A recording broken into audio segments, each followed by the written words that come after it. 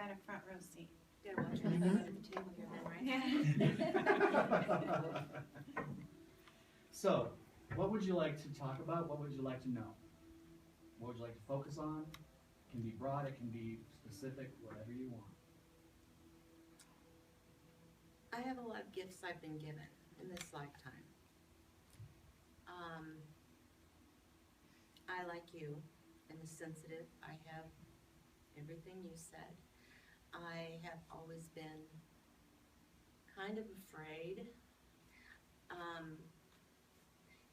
because at different points, I mean, I can almost be knocked over by someone's energy. So I have taken Silva mind control. I have taken probably about 15 different types of things to help me be able to use my gifts.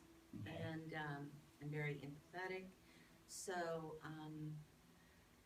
this latest this crisis that just came up, I always think crises are meant to heal and to bring everything up for healing. And so what happened, I'm able to see inside, into someone's body, and I have really I kind of went, ugh, you know, and I pushed it away and pushed it away, and I'm thinking after this last crisis, you know, I should be going towards that. Okay. And the other thing is, I believe that the paintings I do are healing for other people. Okay. They're channeled, they're different. And I just don't know how to put it all together. Okay. And for the other crisis that happened a couple of years ago was my sister had cancer. And I was her primary caregiver during that. She's wonderful now. She's really doing great. And I think what happened is I overdid it as far as, how can I say this? I think I overdid it, and then I kind of was in sort of this pattern where I just focused on what do you need, what do you need, what do you need, and I sort of forgot about what do I need, what do I need, and I kind of isolated because I just couldn't take anybody else's needs because I know me, and I would just say, what do you need? Right. So, yeah, I tend to give my parts of myself. Okay. So what is the question? The question is, how do I keep this focus on myself and move forward with the gifts I've been given and Perfect. ready? Perfect. Take your left hand and cut the deck into 3 separate parts. Sorry, y'all. No, that's good. That's good. Didn't know all that was going to come out. Okay. It's all good. This one? Yep, just three piles. Make 3 Oh. piles. With your left hand, I have you use your left hand because that's your subconscious side. It goes right brain, left side. So that just puts your energy into the cards. Everybody reads differently. How I read is I take the cards then and spread them, and I pull 4 cards just to see what's going on right now with that question, and you'll see what I do. Okay.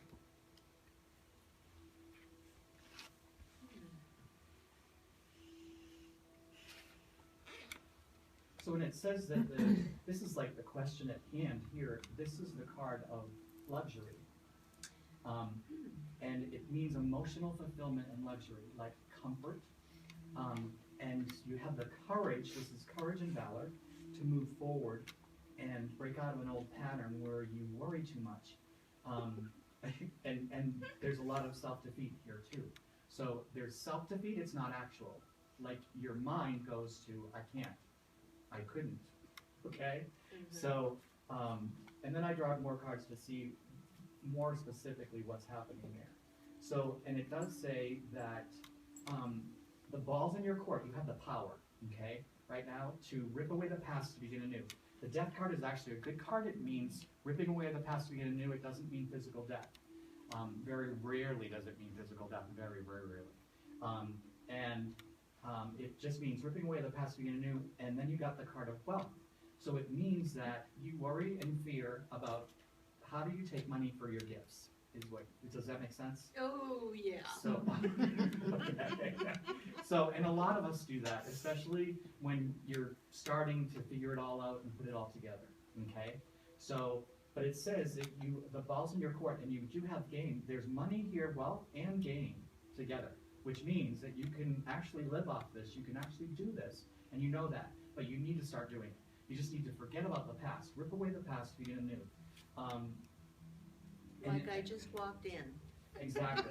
Okay. And it's interesting because you have the card of mental self-cruelty right next to that. When I was talking about the past, ripping away the past, begin anew, the next card that came up was mental self-cruelty, and that means you're beating yourself up over the past. You really need to let go of the past. So it's like, so even what you did with your sister, what I heard and what I sensed and what I feel is that you felt like you worked so hard on her, and it opened up for you all that healing and everything, and then you just wanted to heal everybody, okay? But it says, but you weren't having any fun. And it says, stop beating yourself up over the past and have some fun here, some pleasure, okay? Because it won't work if you're not having fun. Right. This is supposed to be like your own business, your own start, all this great stuff, but you really need to make sure that you're having fun. Now, a lot of us in this field, in the fields of the arts of healing and intuition, all that stuff, service, anybody in service has that going on a lot of times. That you get into it and it seems like what you're supposed to be doing, but are you having fun? Because this is all supposed to be fun. You saw, like, I have fun just talking to you. So it's like, and when this isn't fun for me, which it never will not be fun, because I do have a lot of fun doing this. But if it wasn't fun, I wouldn't be doing it. And it wouldn't be part of my path anymore, okay? So, and this has become, and what's happening for you is I can feel, see, you really need to let go of the past. It's all about the past here coming up. This is sorrow from the past. And it's true that your gifts and your healing and all that stuff did come from the past. It came from you learning about that and that type of thing. But I also wonder, it feels like you're kind of manifesting the crisis because you're kind of focusing on it, that's how you learn about healing. Oh, dear. Oh, boy. Okay? Not that sometimes it just happens anyway, but I don't want you to be, like, expecting that so you can learn how to heal. Do you understand? Mm-hmm. So, because it says you have a spiritual victory here also. This card here is, it's wands are spiritual, and it's the 6 of wands, and it's called victory. It's a spiritual victory. A spiritual victory means that when you are down the road, and this is about 6 months from now, you're going to look back. There's going to be a place where you can look back and go, I know why that all happened. I know why now all that stuff from the past makes sense to me. If that didn't happen, I wouldn't be here today doing what I love, having fun. Okay? So I want you to look at the past as that too. You can't change the past. You can't change the past, but you can change the way you feel about it. So, and it feels, the way it's coming up is that you are still reliving the past. And you need to let go of the past and start anew. And even with all this stuff, like you just said, you have all these different talents. The painting and all that stuff, the only thing you need to do is do it. Do it. It's like me doing this. This is the first time I'm doing this, and I just let it go. It's like, you know what? I know it's going to be amazing. I know that it's going to work, and if it doesn't, I'll find something else to work. But in my head, in my dream, my goal, my happily ever after for doing this is eventually having a big screen like this, and so you can see the cards, and that's how it will work. So, and for you, I will tell you again that it's really important that you have that luxury and comfort. This is satiety. It's almost like a comfort where you can just sit back on the couch and watch TV. It's that kind of comfort. Like, it's comfort where you just sit back, okay? And this says that the Princess of Wands is a card of, I know what I should be doing, I'm just not doing it yet. Okay. Okay, on a soul level. So you need to listen to that and take control of it and just start doing it. And this is the High Priestess, which is intuition. Use your intuition, and this is who you'll become, the Queen of Wands. The Queen of Wands is a blonde woman. Look how blonde she is. And it's you becoming this woman that knows what you want, goes after it, doesn't take no for an answer. And she's very spiritual. She has the leopard here. She has her hand on the leopard. One of the reasons why I like these cards is some of the artwork on this will just pop. And for me, it's like I don't change my spots for anybody. I know what I'm doing. I'm going after it and getting it on a soul level. So it's like in here, like me with the car. Do you know what I mean? Like a new car isn't what I want. That car that I have, that's part of my soul, my gut. Okay, even a physical thing like that. Yeah. But for you, this with your service and what you do and what you're going to do, and get paid for, is part of your path, and it's who you are. So when I look at this, like really in the last 7 years, I have really accepted the fact that this is who I am. I help people, and my goal is to help people. And this with the tarot cards, doing this and doing private readings and the teachings and all the things that I do, that's who I am. It's not even what I do anymore. Yeah. Do you know what I mean? Right. And it has come up over and over again to tell me that. It's like I cannot not do this. Yeah. You know, when I was younger, I did it on and off. I've been doing it on and off, full-time, part-time, full-time, part-time, but always, never doing it.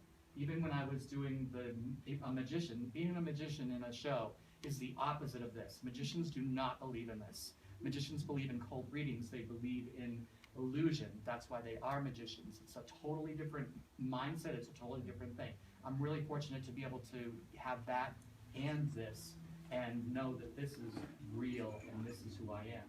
So even when I was a magician, I was still doing this on the side for the ushers of the theater and everything. So never the magicians, because they don't believe it. so that's what you will end up doing. You'll find that this is who you are. So it's great. So really, I think that the main thing here is that it needs to feel comfortable, and you just need to do it. The ball's in your court. So it's like if it is part of your painting, like you see, your paintings have integrity. So that's part of it. It's all part of it. And so you don't know how to put it all together. Just do it. Just do it. Start to do paintings and call them healing paintings, whatever, and see how it shows up. It will, because it's what you're supposed to do. Yeah. There's nothing here that says you're not supposed to be doing it. It says you need to let go of the past and do it, and you need to charge, and you need to be okay with charging it, comfortable. What's a comfortable rate? You know, look at what other people are doing healing-wise.